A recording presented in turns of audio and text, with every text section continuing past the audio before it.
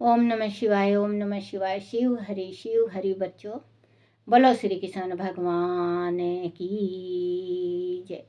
सियापति रामचंद्र भगवान की जय। सदा भवानी दाहिने सम्मुख रहो गणेश, रामा सम्मुख रहो गणेश। पांच देव रक्षा करो, ब्रह्मा विष्णु महेश सियापति राम। जय जय राम।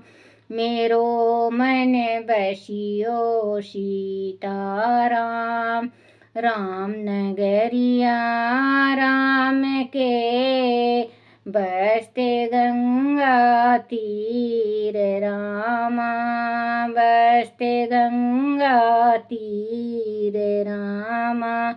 चौकी हनुमत वीर की राम जी, चौकी हनुमत वीर की। बोलो सियापति रामचंद्र भगवान की जय। गणेश भगवान की जय। अपने अपने माता पिता की जय। अपने अपने गुरुदेव महाराज की जय। शिव पार्वती की जय। शिव पुराण की जय। शिव पुराण में आदिपति किसी कार्य से प्रदेश में गया हो तो उस दिन उसे कदापि श्रृंगार नहीं करना चाहिए। पतिव्रता स्त्री कभी पति का नाम ना ले। पति के कटु वचन कहने पर भी वह बदले में कड़वी बात ना कहे। पति के बुलाने पर वह घर के सारे कार्य छोड़कर तुरंत उसके पास चली जावे और हाथ जोड़ प्रेम से मस्तक झुकाकर पूछे, नाथ किस लिए इस दासी को बुलाया है? मुझे सेवा के लिए आदेश देकर अपनी कृपा से अनुग्रहित कीजिए। फिर पति जो आदेश दे उसका वह प्रसन्न हृदय से पालन करें। वह घर के दरवाजे पर देर तक खड़ी ना रहें, दूसरे के घर ना जाएं, कोई गोपनीय बात जानकर हर एक के सामने उसे प्रकाशित ना करें। पति के बिना बच्चों जो ये ब्राह्मणी ज्ञान दे रही हैं, इसका पतिव्रता का तो माँ पार्वती को दे रही हैं। ब्राह्मण की स्त्री तो वो कर रही हैं कि घर के दरवाजा के पास ज़्यादा देर औरत को ठहरना नहीं चाहिए। अगर पति बुलाए तो भाग के जाना चाहिए सारा कार्य छोड़ के। और पति अगर गलत बोल दे, कटु वचन बोल दे तो उसका जवाब नहीं देना चाहिए। तो बच्चों आजकल सिस्टम अलग हो गया है ना। जैसे कि अगर मान लो पति गाली देता है एक, देखो बच्चों बुरा मत मानना, मुझे माफ करना बुरा लगे तो आपको, तो ये असलियत है, ये क्योंकि कलयुग है। पति देता है गाली एक, पत्नी देगी 10। पति बुलाएगा 10 दफे तो 1 दफे क्या है, दिन भर आपके पीछे ही रहूं क्या? 24 घंटा ये काम कर ले वो काम कर ले, खुद खड़े होके नहीं कर सकते क्या? जैसे नाम लेंगी, जिसके पति का नाम हो विनोद, विनोद क्या कर रहे हो? पति का नाम भी नहीं लेना चाहिए। हमने तो अपने पति का नाम लिया नहीं, बच्चों आजकल लेते हैं। जैसे किसी का नाम सोनू, सुनील, सुशील, मुकेश, आजकल नाम लेते हैं। पति को कहेंगे रहने दो ना यार, छोड़ो ना। आजकल क्योंकि ये कलयुग है, कलयुग में सब कुछ होता है। तो ये इस वास्ते बच्चों, मैं देखो अनपढ़ गंवार हूँ, मैं, मुझे इतना ज्ञान नहीं है बच्चों। जो ज्ञानी होता है उनको बहुत ज्ञान होता है, वो समझा के सही समझाते भी हैं और पढ़ते भी हैं। मैं तो बच्चों अंगूठा छाप भगवान ने ये थोड़ा सा ज्ञान दे रखा तो मैं बताती हूँ। जैसे ये हम मान लो शिव पुराण कहते हैं। शिव पुराण अगर हम रखवाते हैं तो शिव पुराण में मोटा-मोटा शब्द जो होता है वो बताया जाता है। तो इस वास्ते में आपके सामने ये शिव पुराण पूरा ही पढ़ूँगी बेटा, जब तक ये अभी आधा भी नहीं हुआ है। जब तक मतलब साँसें हैं शरीर में, जब तक मैं आप लोगों को टूटे-फूटे शब्दों में से पढ़ के सुनाऊँगी। तो इसमें इस वास्ते मैं पढ़ के सुना रही हूँ शिव पुराण और भागवत। आगे रामायण भी चालू करूँगी और विष्णु पुराण भी चालू करूँगी। तो जैसे कि बच्चों, वैसे मोटा-मोटा अच्छा लगता है, जैसे मतलब ये एक पतिव्रता का जो बताया गया है, तो ये मैं पढ़ के सुनाऊँगी तो इसमें सारा ही आ जाएगा। और वैसे अगर मतलब ज्ञान देना, ये हो जाता है जैसे मतलब अगर हम शिव पाठ रखवाते हैं कि ब्राह्मणी ने पतिव्रता का पार्वती को ज्ञान दिया, बस ये होता है। तो इसमें मतलब कौन-कौन सा कार्य औरत को नहीं करना चाहिए और कौन-कौन सा करना चाहिए, वो बताया गया है शिव पुराण में। या तो आप शिव पुराण पढ़ो और नहीं तो आप शिव पुराण, ये तो है नहीं बच्चों कि मैं ही डाल रही हूँ, मेरा तो टूटा-फूटा शब्द होता है। ज्ञानी भी डालते हैं, पढ़ के सुनाने वाला अच्छा होता है, उसे सुनना चाहिए। जो अपने जो ब्रह्मांड में है भगवान शिव जी का वास होता है। क्योंकि कहते हैं ना कि जब ओम नमः शिवाय का जाप करो तो दिमाग के ऊपर एकदम जो ब्रह्मांड, दिमाग को ब्रह्मांड कहते हैं, उसके चित्त को, अपने चित्त को वहाँ पे ले जाओ। तो एक टिमटिमाती हुई नीला प्रकाश, छोटा सा, बिल्कुल छोटा सा, इतना बड़ा बच्चों जितना बड़ा चने का चना होता है, इतना बड़ा नीला प्रकाश दिखेगा आपको। अगर आप जैसे शिव जी का नाम लेते हैं और ब्रह्मांड में आप अपने चित्त को, जो चित्त हैं, इधर उधर की चित्त बिल्कुल छोड़ के ब्रह्मांड में लगा लो, या विष्णु भगवान का लगा लो, या राम का लगा लो, शिव हरि का लगा लो, शिव जी का लगा लो, आपको वो प्रकाश दिखेगा। प्रकाश दिखते दिखते ही भगवान का दर्शन उसी प्रकाश में होगा। तो कहते हैं ना, मैं तो अनपढ़ गंवार हूँ बच्चों, अगर मेरे से कोई गलती भी हो जाए तो मुझे माफ़ कर देना। क्योंकि संसार बहुत लंबी और संसार बहुत बड़ी है। संसार में देखते हैं हम लोग आजकल बहुत कुछ बदल चुका है। आजकल जैसे पहले कोई आता था बेटा नाम के वास्ते कि क्या नाम है आपके पति का, नाम बताओ, तो औरतें घूंघट निकाल लेती थी, पति के नाम से इतना शर्माती थी। आजकल तो जैसे फ़ोन पे भी करेंगे तो हाँ सोनू कहाँ हो आप, आ जाओ, अरे यार बहुत देर हो गया है, ये शब्द हो गया है। और हम जो बच्चों, बुरा मत मानना, जो हमारा ज़माना था, हाँ जी, जैसे हमारे पंडित जी कहते, देखो बच्चों, फिर मैं कह रही हूँ कि आप बुरा मत मानना, मैं पहले ज़माना का थोड़ा-थोड़ा बताती रहती हूँ आपको। जैसे हमारे शर्मा जी कहते थे कि मेरा नाम लेते कि हाँ जी, चंदा कहाँ हो? हाँ जी, मैं यहाँ पे हूँ। चंदा ये काम करना, हाँ जी अभी किया। ये हम लोग का ये सब था। अब तो बच्चों नाम लेते हैं और कोई बुराई भी कौन है नहीं। जैसे मतलब मेरे मुँह से ये निकल रहा था कि कोई बुराई को नहीं, तो क्योंकि हरियाणा में हूँ मैं, तो बच्चों कोई बुराई भी नहीं है, क्योंकि आजकल का ज़माना मॉडल ज़माना है। तो ये तो शिव पुराण में जो गृहस्थी का है वो सब कुछ दिया गया है। तो मैं अपने मन से नहीं बताती आप लोगों को, ये मैं पढ़ के सुनाती हूँ। फिर जैसे मुझे मेरे मतलब भगवान शिव जी मेरे हृदय में वास करके बोलते हैं, वैसे मैं बताती हूँ आपको। करपति बुला पूछे नाथ, किस लिए इस दासी को बुलाया है? मुझे सेवा के लिए आदेश देकर आप अपनी कृपा से अनुग्रहित कीजिए। फिर पति जो आदेश दे उसका वह प्रसन्न हृदय से पालन करें। वह घर के दरवाजे पर देर तक खड़ी ना रहें, दूसरे के घर ना जाएं।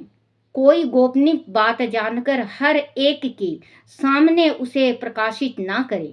पति के बिना कहे कहे ही उनके लिए पूजन सामग्री स्वयं जुटा दी तथा उनके हित हित साधन के यथोचित अवसर की प्रतीक्षा करती रहें। पति की आज्ञा लिए बिना कहीं तीर्थ यात्रा के लिए भी ना जाएं। लोगों की भीड़ से भरी हुई सभा या मेले आदि के उत्सवों का देखना वह दूर से ही त्याग दें। जिस नारी को तीर्थ यात्रा का फल पाने की इच्छा हो उसे अपने पति का चरणोदायक दक पीना चाहिए। उसके लिए उसमें सारे तीर्थ और क्षेत्र हैं, इसमें संशय नहीं है। पतिव्रता नारी पति के स्वादिष्ट अन्न आदि को परम प्रिय भोजन मानकर ग्रहण करें और पति को कुछ दे उसे महाप्रसाद मानकर शिरोधार्य करें। देवता, पितर, आतिथ्य, सेवक वर्ग, गो तथा भिक्षु समुदाय के लिए अन्न का भाग दिए बिना कदापि भोजन न करें। पतिव्रता धर्म में तत्पर रहने वाली गृह देवी को चाहिए कि वह घर की सामग्री को संयत एवं सुरक्षित रखे, गृह कार्य से कुशल हो, सदा प्रसन्न रहें और खर्च की ओर से हाथ खींचे रहें। पति बच्चों, काल मैंने कहा था ना कि खर्च, अगर पति से हम एक चीज़ की फरमाइश करते रहते हैं, वो कोई ऐसा गलत कदम उठा देता है जो कि हमें भी और हमारे परिवार को भी भुगतना पड़ता है। तो देखो, कल मैंने वैसे बताया था, आज इसमें भी दिया गया है कि स्त्री को खर्च से हाथ को खींचे रहना चाहिए, बचत करना चाहिए, अपने घर को साफ सुथरा रखना चाहिए, क्योंकि जो शिव पुराण में दिया हुआ है बच्चों, ये गलत नहीं है, पहले की औरतें किया करती थी। धर्म में तत्पर रहने वाली गृह देवी को चाहिए कि वह घर की सामग्री को संयत एवं सुरक्षित रखें, गृह कार्य में कुशल हों, सदा प्रसन्न रहें और खर्च की ओर से हाथ खींचे रहें। पति की आज्ञा लिए बिना उपवास व्रत आदि ना करें, अनाथ उसे उसका कोई फल नहीं मिलता और वह परलोक में नरक गामनी होती है। पति सुख पूर्वक बैठा हो, वह इच्छा अनुसार क्रीड़ा, निवेदन अथवा मनोरंजन में लगा हो, उस अवस्था में कोई आंतरिक कार्य आ पड़े तो भी पतिव्रता स्त्री अपने पति को कदापि ना उठाएं। पति नपुंसक हो गया हो, दुर्गति में पड़ा हो, रोगी हो, बूढ़ा हो, सुखी हो अथवा दुखी हो, किसी भी दशा में नारी अपने उस एकमात्र पति का उल्लंघन न करे।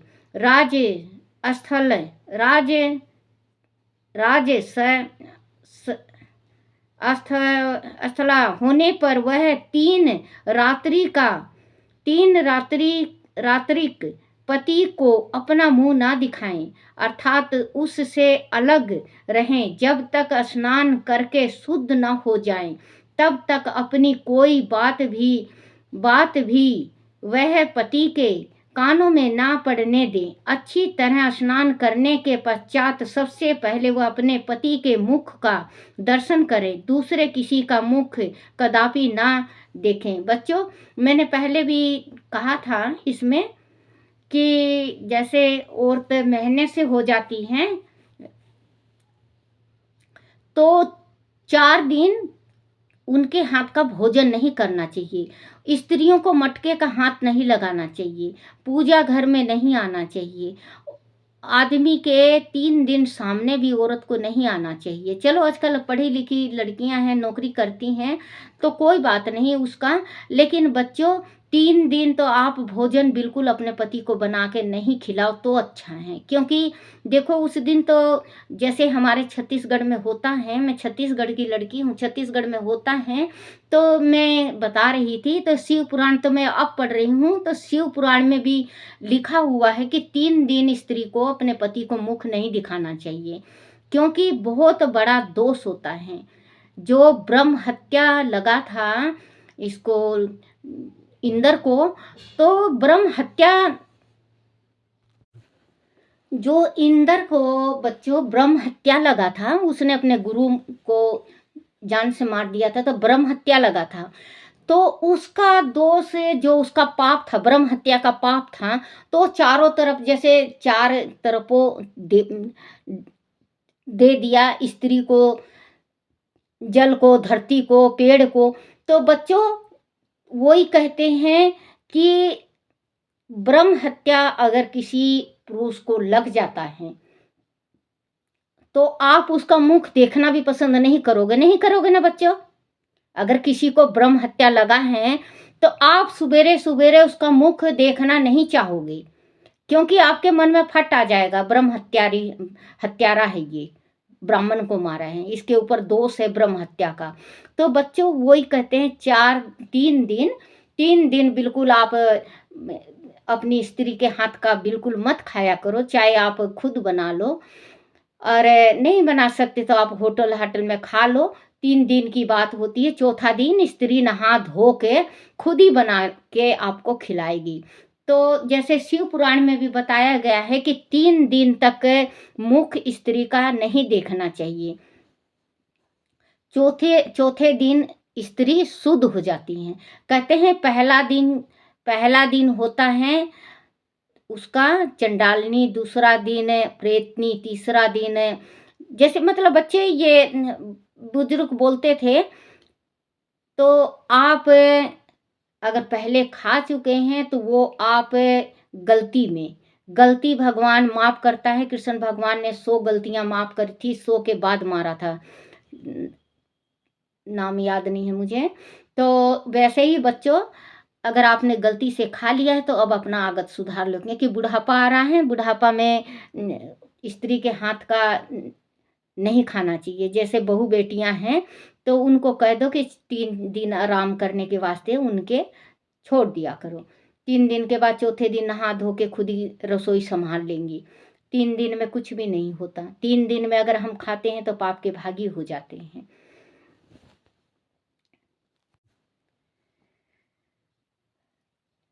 कदापि ना उठाएं। पति नपुंसक हो गया हो, दुर्गति में पड़ा हो, रोगी हो, बुढ़ा हो, सुखी हो अथवा दुखी हो, किसी भी दशा में नारी अपने उस एकमात्र पति का उल्लंघन ना करें।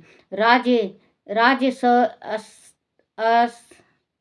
स्थला होने पर वह 3 रात्रि पति को अपना मुख ना दिखाएं, अर्थात उससे अलग रहें। जब तक स्नान करके शुद्ध न हो जाएं, तब तक अपनी कोई बात भी वह पति के कानों में ना पड़ने दें। अच्छी तरह स्नान करने के पश्चात सबसे पहले वह अपने पति के मुख का दर्शन करें, दूसरे किसी का मुख कदापि ना देखें, अथवा मन ही मन पति का चिंतन करके सूर्य का दर्शन करें।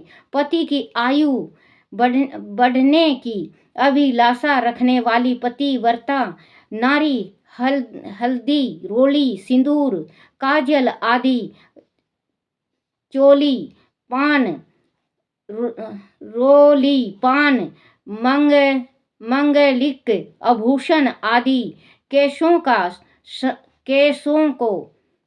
का संवारना, चोटी गुथना तथा हाथ कान के आभूषण, इन सब को अपने शरीर से दूर ना करें। धोबिन, छिनाल या कुलटा, सन्यासिनी और भागहीन स्त्रियों को वह कभी अपनी सखी ना बनाए। पति से देश रखने वाली स्त्री का वह कभी कभी आदर ना स्त्री का वह कभी आदर ना करें, कहीं अकेली ना खड़ी हो, कभी नंगी नंगी होकर ना नहाएं। सती स्त्री ओखली, मूसल, झाड़ू, जात सील जनता और द्वार के चौखट के नीचे वाली लकड़ी पर कभी ना बैठें। बच्चों, जो ब्राह्मणी पार्वती को पतिव्रता का बता रही है, चलो इतना तो नहीं हो सकता, थोड़ा मोड़ा तो ये सुन के या पढ़ के आप जरूर ज्ञान दिया करो।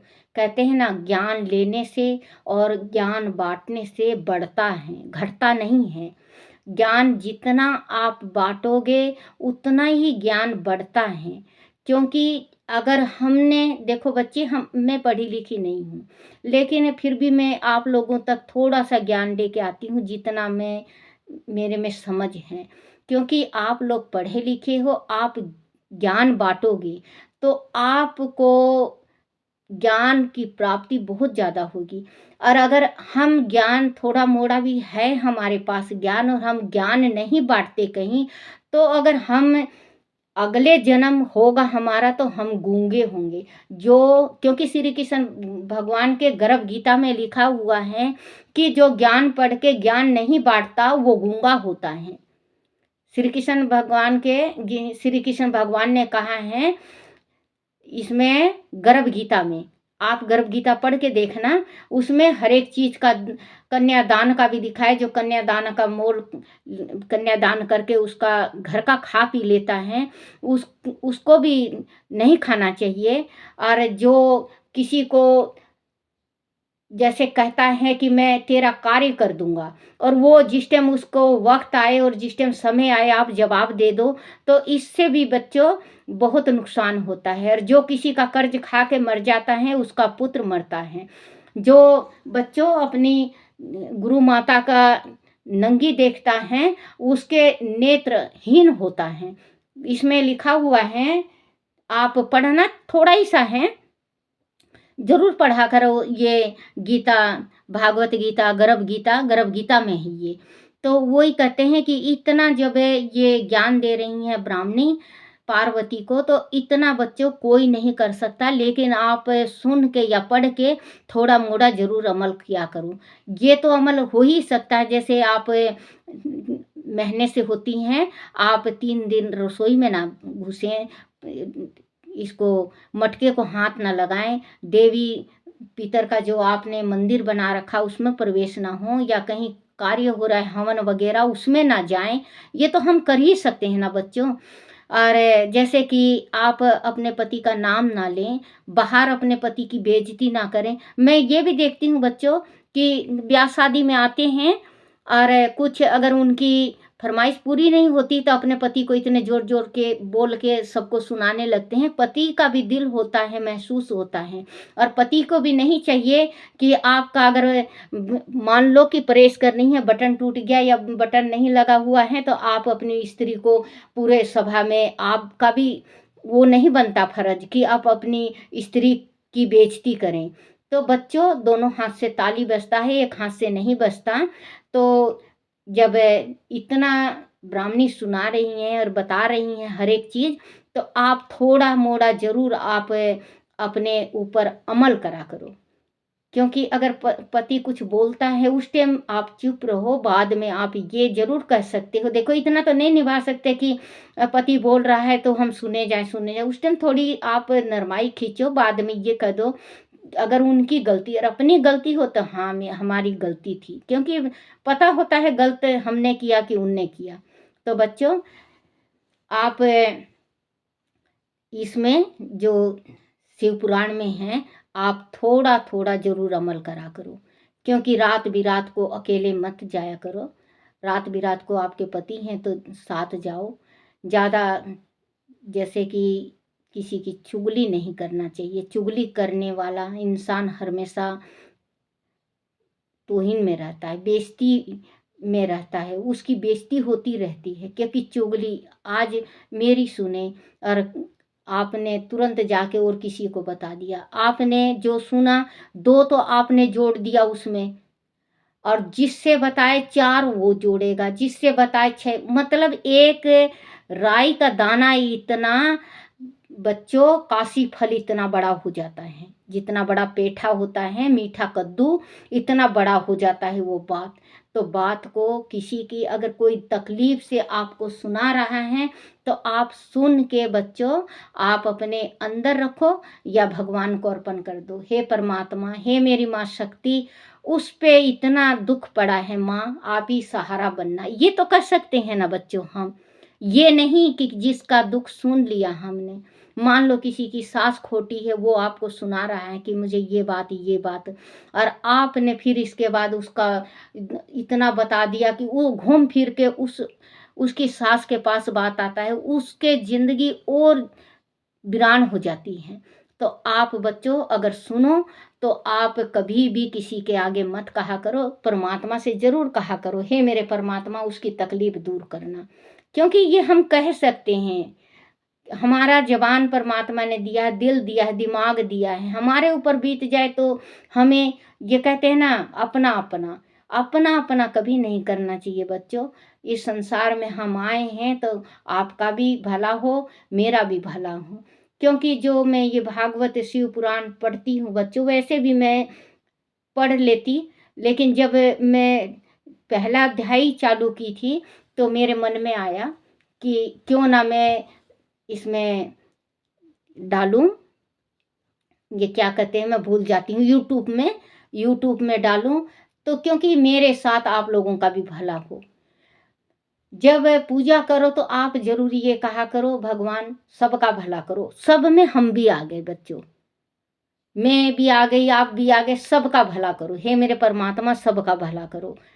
क्योंकि अगर हम भला और का करते हैं तो भगवान भला हमारा करता है, हमारा बुरा होता ही नहीं। अगर हम भला औरों का करेंगे तो हमारा बुरा होने ही नहीं देता परमात्मा। क्योंकि जो भला करता है तो परमात्मा खुद उसके साक्षी खड़ा होता है, उसके साथ चलता है। भगवान बुरा हमारा होने ही नहीं देता। तो बच्चों, क्योंकि संसार है, संसार में सब कुछ है बेटा, दुख भी है, सुख भी है। अगर मान लो किसी ने दुख सुना दिया, अब हमारे ऊपर है बच्चों, हमारे ही ऊपर, हम, मैं तो किसी को, देखो बच्चों, मैं इतना दिन हो रहा है, मैं किसी की बुराई और चुगली इसमें नहीं करती, क्योंकि मैं अपने दिल की कभी-कभी बता देती हूँ आप लोगों को। क्योंकि देखो आज हमारे ऊपर है, हम गरीब हैं, हमारे ऊपर मुसीबत है। तो बच्चों अगर मैं मान लो आपसे कहती हूँ, आप बढ़ चढ़ के और किसी से कहते हो कि ये है, वो है, दादी पाठ करती है, तो बच्चों मैं पाठ करती हूँ, इसका भागवत या शिव पुराण करती हूँ, सुनाती हूँ, तो थोड़ा सा मेरा मन भी हल्का हो जाता है, क्योंकि अपना दुख भी आप लोगों को मैं बच्चा मानती हूँ। इसी वास्ते मैं जिस टाइम कहती हूँ, देखो चाहे बड़े हो चाहे छोटे हो, कहते हैं ब्राह्मण की स्त्री के हर एक इंसान एक को छोड़ के सारे बच्चे हैं। क्योंकि दादी लगती है, छोटे के भी दादी, 100 साल का होगा उसकी भी दादी, और जो 20 साल का है उसकी भी दादी, जो 2 साल का है उसका भी दादी। क्योंकि बड़े ब्राह्मण ब्राह्मण को और ब्राह्मणी को ऊंचा दर्जा दिया गया है। तो वो उसको बच्चे जितने संसार में हैं, सारे बच्चे हैं। तो इसमें कोई कोई ये भी कहते हैं, जैसे कि मेरे पास आती हैं तो मैं पढ़ती हूँ तो सुनाती हूँ, तो कहते हैं कि बच्चा मत कहा करके, जैसे मैं बच्चे बच्चा करती रहती हूँ। तो बेटा देखो, बच्चे तो बच्चे हो आप, और परमात्मा से मैं यही अरदास लगाती हूँ, मेरे श्री राम जी से, आज अयोध्या आए हुए हैं राम जी, कि राम राज अब चलेगा बच्चों, अब सुख शांति होगा हमारे संसार में और हमारी गृहस्थी में। मैं तो परमात्मा श्री राम जी से यही प्रार्थना करूंगी कि परमात्मा सिया राम, आप कदम कदम पे मेरे बच्चों का साथ देना और मेरे बच्चों का सद्बुद्धि आप ठीक रखना। मेरे बच्चों को जो मेरे बच्चे गरीब हैं, उनके घर में माँ लक्ष्मी का वास करना। क्यों माँ लक्ष्मी? क्योंकि माँ लक्ष्मी का वास ज़रूर होना चाहिए। जिस टाइम धन माया होता है तो थोड़ा दान पुण्य में भी बच्चे थोड़ा अच्छा मन लगता है ना बच्चों? तो मेरे परमात्मा, हे मेरे सिया राम, आप ज़रूर कृपा बरसाना। बोलो शिव पुराण की जय। ओम नमः शिवाय, ओम नमः शिवाय, ओम नमः शिवाय बाबा, ओम नमः शिवाय। शिवाय नमो, शिवाय नमो, शिवाय नमो, शिवाय नमो, शिवाय नमो। ओम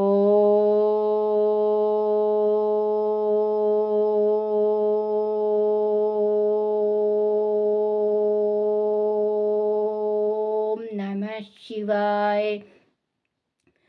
जय राम जय राम जय जय राम, सिया राम जय राम जय जय राम। जय राम जय राम जय जय राम, सिया राम जय राम जय जय राम। जय राम जय राम जय जय राम, सिया राम जय राम जय जय राम। जय राम जय राम जय जय राम, सिया राम जय राम जय जय राम। जय राम जय राम जय जय राम, सिया राम जय राम जय जय राम। बोले के डमरू से निकले जय सिया राम, जय राम जय राम जय सिया राम। के बीना से निकले जय सिया राम, जय सिया राम, जय सिया राम जय जय सिया राम। जय राम जय राम जय सिया राम, जय राम जय राम जय सिया राम।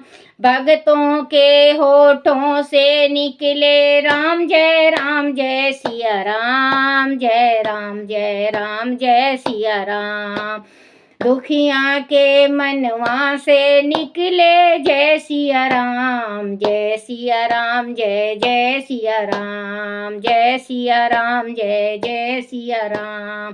भक्तों के मुख से जो निकले जय सिया राम, जय सिया राम। बोलो श्री कृष्ण भगवान की जय, बोलो सिया रामचंद्र भगवान की जय, बोलो हनुमान की जय।